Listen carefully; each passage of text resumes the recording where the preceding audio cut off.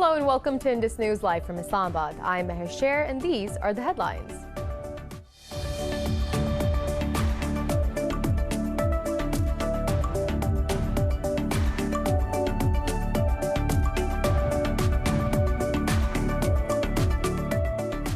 Farmers have shut down India while observing a countrywide strike over agricultural reforms. The strike, backed by 15 opposition parties, followed 3 rounds of inconclusive talks with the government. The protesters have blocked key roads and railway tracks across the country, while exams have been postponed in some states.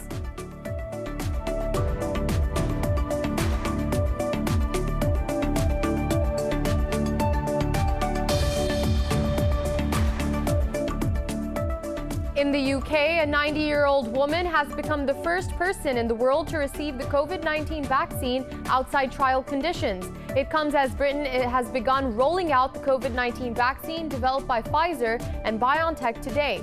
Britain is the worst hit European country from coronavirus, with over 61,000 deaths. Meanwhile, Pakistan has registered over 2,800 new cases, and second waves record 89 fatalities in the past 24 hours. Globally, the coronavirus has claimed more than 1.5 million lives and infected over 67.5 million people.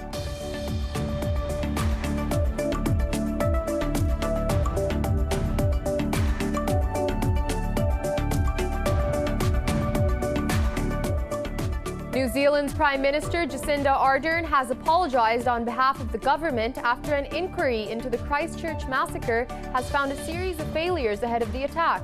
However, the report concluded the tragedy was unpreventable. The inquiry was launched after white supremacist Brenton Tarrant killed 51 people at 2 mosques in March 2019.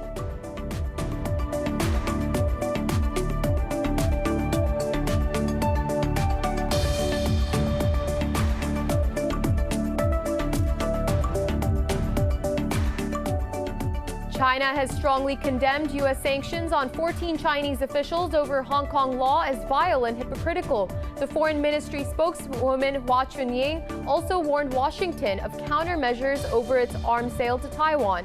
China's Foreign Minister Wang Yi has also called for the need for objectivity and rationality in Washington's policy.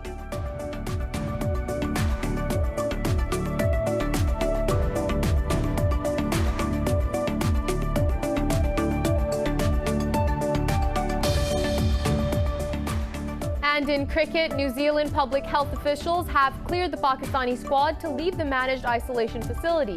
In a statement, the health ministry said the players posed a very low risk to the community. The squad is scheduled to fly to Queenstown later today ahead of 3 2020 match series starting on December 18th.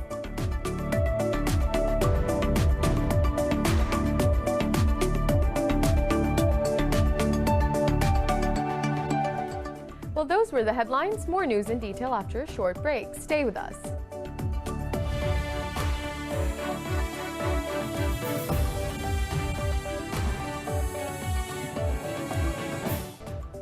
Welcome back. And now for the news in more detail. Farmers have shut down India while observing a countrywide strike over agricultural reforms. The strike, backed by 15 opposition parties, followed 3 rounds of inconclusive talks with the government.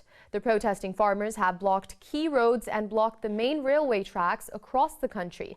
The protesters forced the shopkeepers to close the markets while exams have been postponed in some states. Earlier, thousands of farmers laid siege to Delhi for the past 12 days, choking almost all the entry points. This comes after New Delhi passed laws ending the government's mandatory procurement of agricultural produce on fixed prices. Farmers say Prime Minister Narendra Modi's reforms expose them to exploitation by private corporations. And moving on, New Zealand's Prime Minister Jacinda Ardern has apologized on behalf of the government after an inquiry into the Christchurch massacre has found a series of failures ahead of the attack. However, the report concluded the tragedy was unpreventable. More in this report.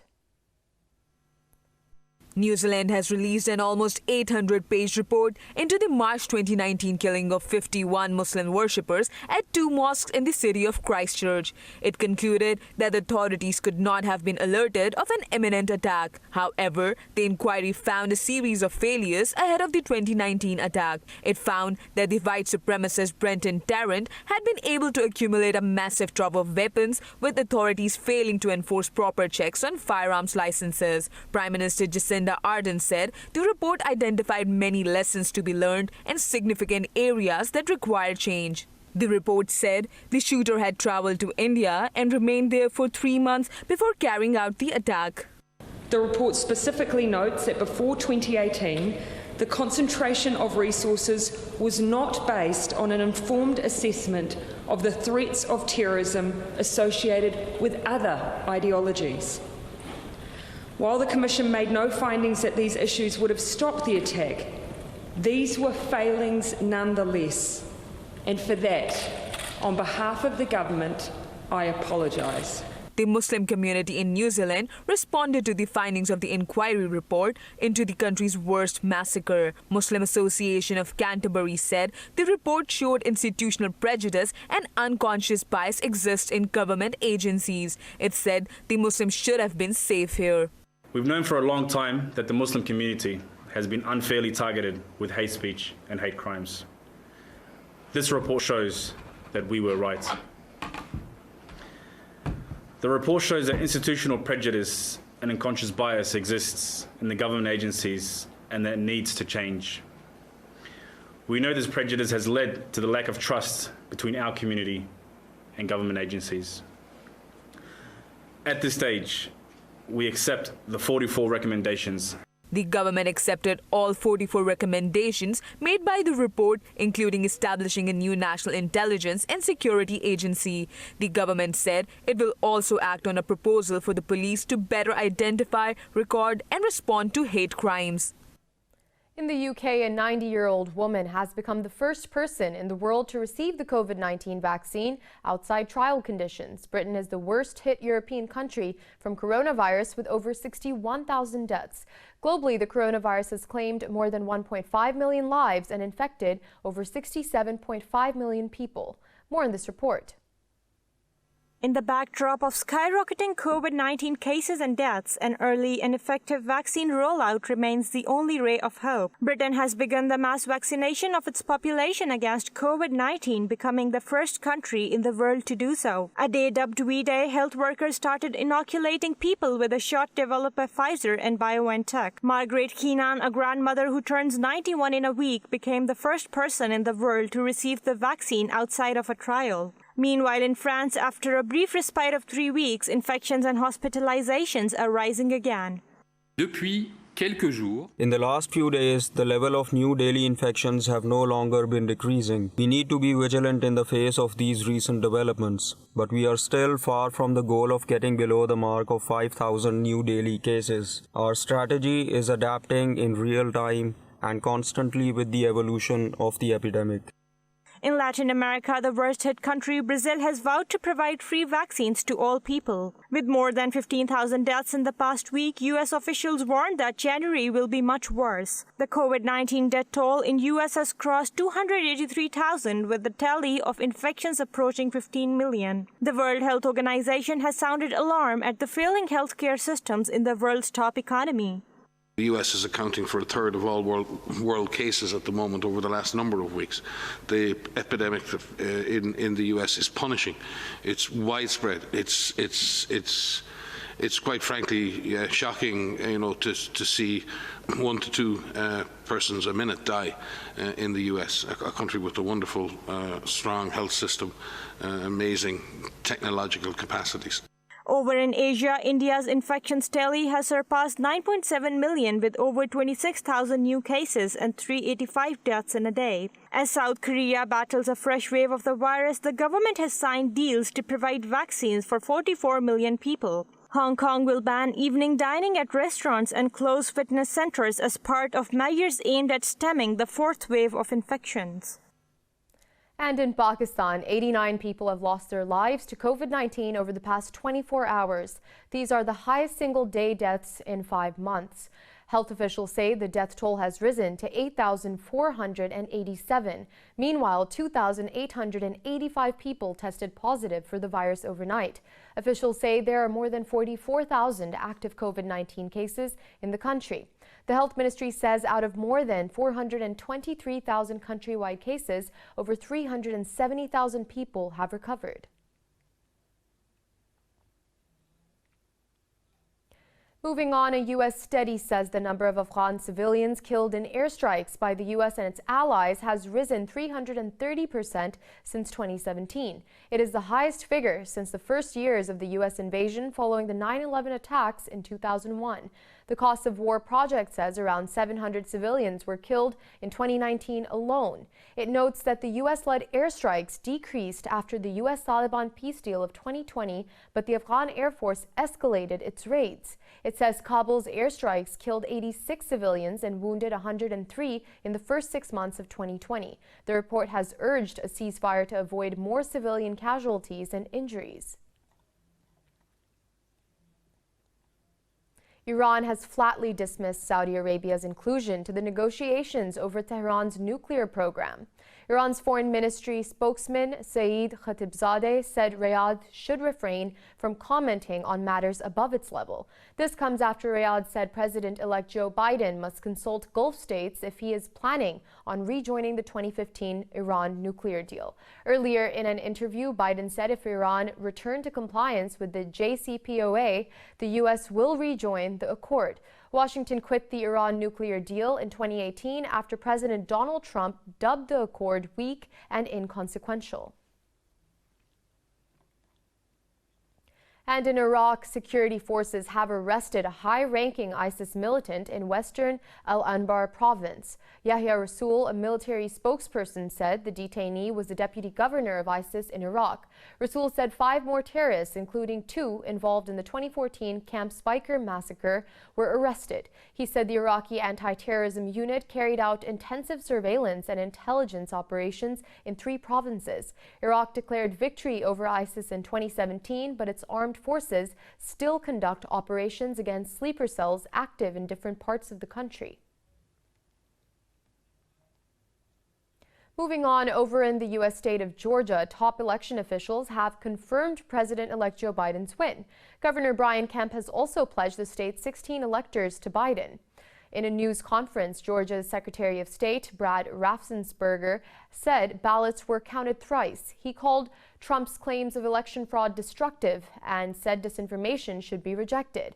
President Trump requested the recount after results showed Biden leading by more than 12,000 votes. Meanwhile, a federal judge dismissed a lawsuit by former Trump attorney Sidney Powell that sought to overturn election results in the state. A Fulton County court also nullified a suit brought by a Georgia man based on improper paperwork. It claimed the state had so mismanaged the election that no one can have their faith that their vote was being protected. China has slammed U.S. sanctions on 14 Chinese officials over its disqualification of Hong Kong lawmakers. At a briefing, Foreign Ministry spokesperson Hua Chunying dubbed the move vile and hypocritical. She also warned the U.S. of countermeasures over its arms sale to Taiwan. Foreign Minister Wang Yi has also called for objectivity and rationality in Washington's policy towards China. Wang blamed the Cold War mentality and ideological prejudices for the friction between the two countries. He called for restarting talks to get back to the right track and rebuilding mutual trust. Now, the United Nations has urged Russia to end its temporary occupation of Crimea and immediately stop transferring weapons to Ukraine. In a resolution, the UN General Assembly also urged Moscow to unconditionally withdraw its military forces from Crimea. The resolution called on Russia to stop the transfer of advanced weapon systems, including nuclear-capable aircraft and missiles, to the territory. The resolution was supported by 63 countries, while 17 countries voted against and 62 abstained to vote. It was put forward by 40 countries, including Britain, France, Germany, the U.S., and Turkey. Russia occupied the Crimean Peninsula from Ukraine in March 2014. Romania's Prime Minister Ludovic Orban has resigned after a defeat in the country's parliamentary elections. In a televised statement, Orban said he will not cling to any position as national interest came first. With 95% of ballots counted, the Social Democrats led by 30% of the vote, with ruling Liberals at 25%. Orban expressed hope that his National Liberal Party will still be able to forge a majority coalition to choose his successor. Despite winning, the opposition PSD is unlikely to come into power as Orban's party has more potential allies to form a government. The election saw a record low nationwide voter turnout of 33%. We'll be back with more news after a short break. Stay with us.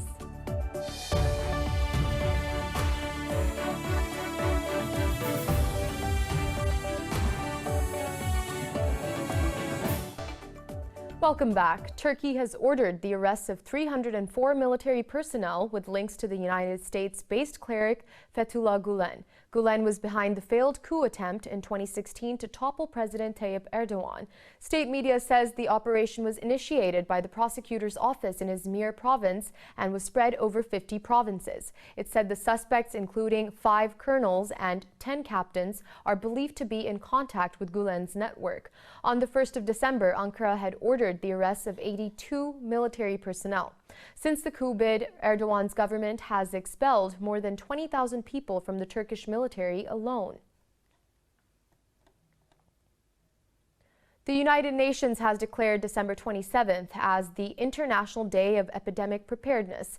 In a statement, the UN proclaimed the day to highlight the importance of prevention, preparedness, and partnerships against epidemics. Vietnam's UN ambassador Dang Dinh Quoy, who introduced the resolution, said COVID-19 is not the first pandemic, nor will it be the last. He said this pandemic caught the world off guard, but it should serve as a wake-up call for improving preparedness for future pandemics. This comes days after hundreds of world leaders took part in a virtual session of the international body in response to COVID-19. Prince Harry is suing the publishers of a British newspaper for libel, joining his wife Meghan Markle. She is separately prosecuting them over misuse of private information, breach of copyright, and data protection. According to British media, Harry's lawyers filed the lawsuit over a Mail on Sunday article published in October. The article said the prince lost touch with the Royal Marines after stepping down from royal duties in March. Harry had to give up his honorary military titles as part of an arrangement with the Queen and other senior royals. Meghan's lawsuit against the Mail on Sunday is about articles published in 2019.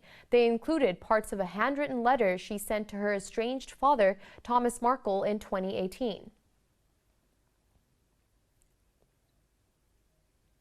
Moving on, Australia has finalized plans to make Facebook and Google pay its media outlets for news content. The unprecedented laws are due to go to Parliament this week.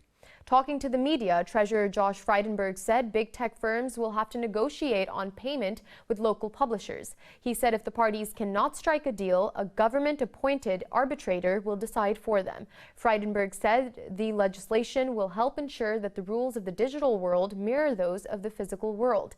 It is the first move aimed at protecting independent journalism and has been strongly opposed by internet giants. 2020 is coming to an end, and Twitter has put out its recap for the year. It highlights the tweets and topics that dominated the platform. More in this report. The final tweet on Chadwick Boseman's Twitter account announcing the Black Panther star's death at 43 was the most retweeted post on the platform of the year and the most liked of all time. After Boseman, Kobe Bryant was the number 2 most tweeted about celebrity in the United States following the NBA star's death in a plane crash in January. The next most liked tweet of the year was Barack Obama's remembrance of Kobe Bryant, while United States President Donald Trump, himself a prolific Twitter user, was the person most tweeted about in 2020. He was followed by his Democratic opponent and winner in the November election, Joe Biden. K-pop group BTS were the number 1 most tweeted about musicians in the United States for a 4th straight year.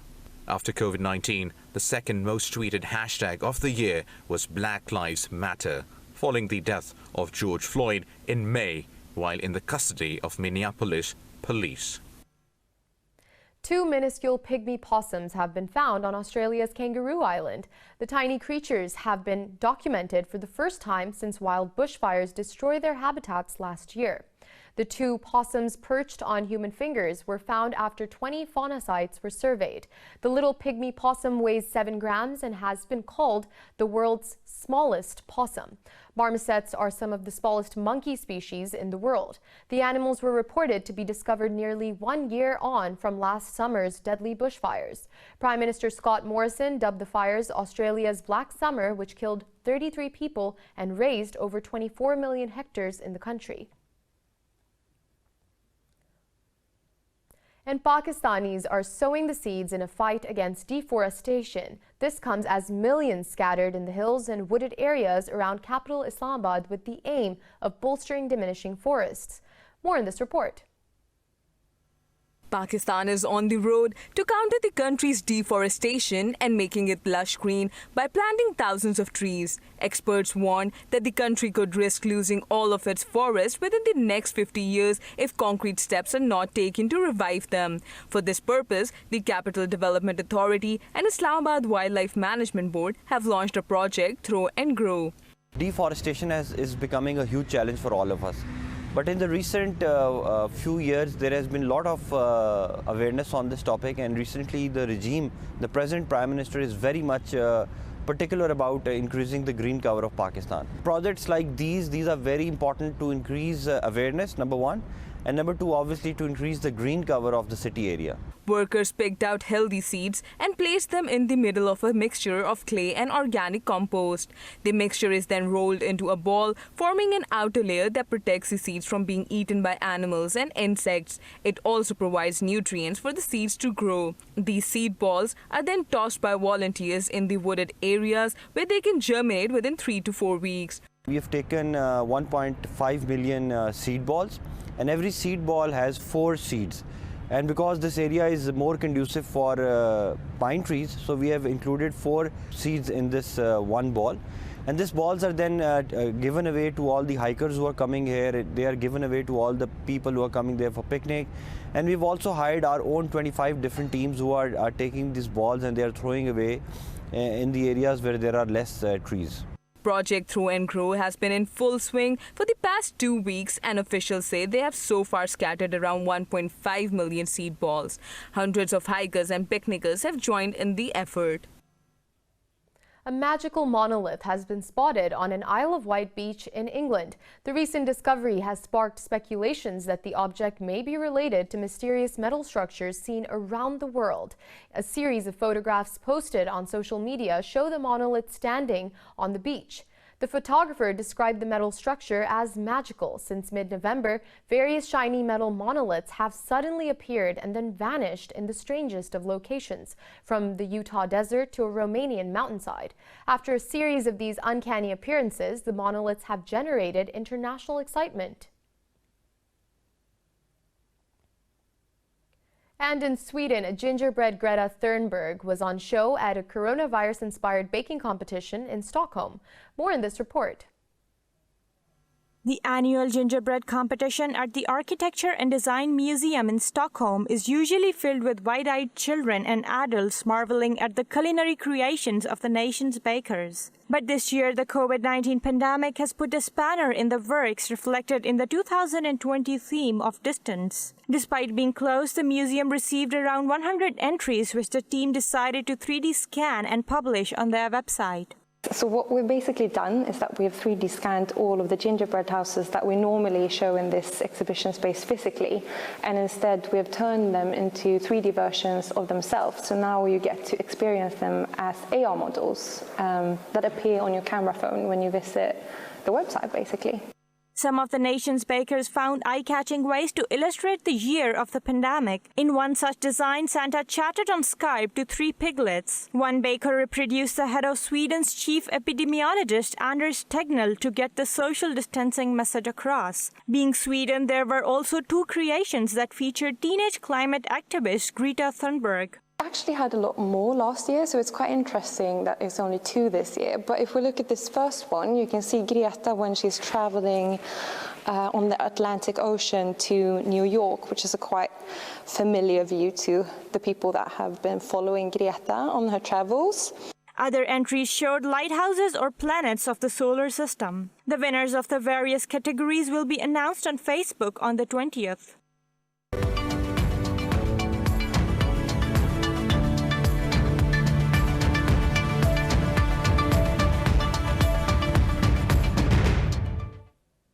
And moving on to business, a second U.S. judge has granted a preliminary injunction blocking Commerce Department's restrictions on China's TikTok app. U.S. District Judge Carl Nichols said the department likely overstepped its legal authority in issuing the ban. Nichols said the department acted in an arbitrary manner, failing to consider alternatives. The U.S. Commerce Department sought to ban the Chinese short video sharing app's use in the country. Earlier in Pennsylvania, another judge blocked the same restrictions from taking effect on November 12th. Meanwhile, the U.S. has refused to extend the deadline for TikTok's parent company, ByteDance, to sell off its U.S. operations to a local company.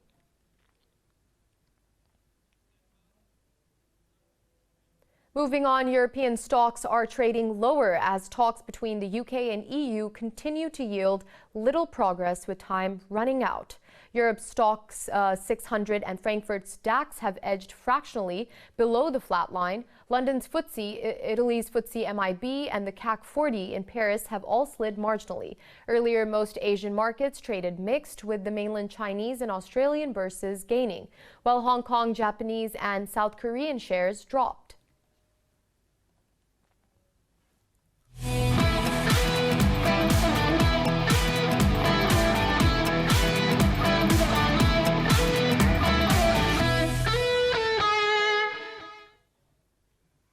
Moving on to sports and cricket, New Zealand public health officials have cleared the Pakistan squad to leave the managed isolation facility. In a statement, the health ministry said the players posed a very low risk to the community. New Zealand cricket said the squad had been tested for COVID-19 5 times since arrival 2 weeks ago. Earlier, the measure was taken after 10 members of the Pakistani team tested positive for COVID-19. The 53-member squad is scheduled to fly to Queenstown later today ahead of 3 2020 match series starting on December 18th. The team will also play a 2-test series starting from December 26th. And Tiger Woods' induction into the World Golf Hall of Fame has been put on hold. Organizers said they were postponing the 2021 ceremony until the following year due to the COVID-19 pandemic. 11-time LPGA winner Susie Maxwell-Burning, former PGA Tour Commissioner Tim Finchem, and the late Marion Hollins will also be honored alongside 15-time major winner Tiger Woods. The honorees, who were announced earlier this year, will be inducted as the Hall of Fame class of 2022. The World Golf Foundation said moving the ceremony back will give a better opportunity to honor this important class. The induction ceremony will take place on March 9th, 2022 during the Players' Championship.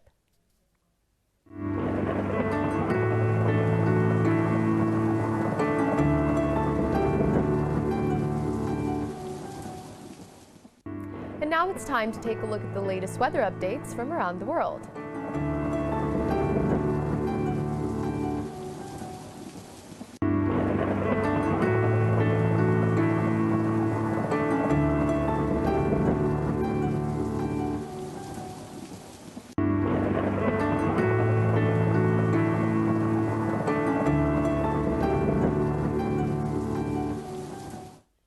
For the latest updates, you can follow us on social media at indus.news.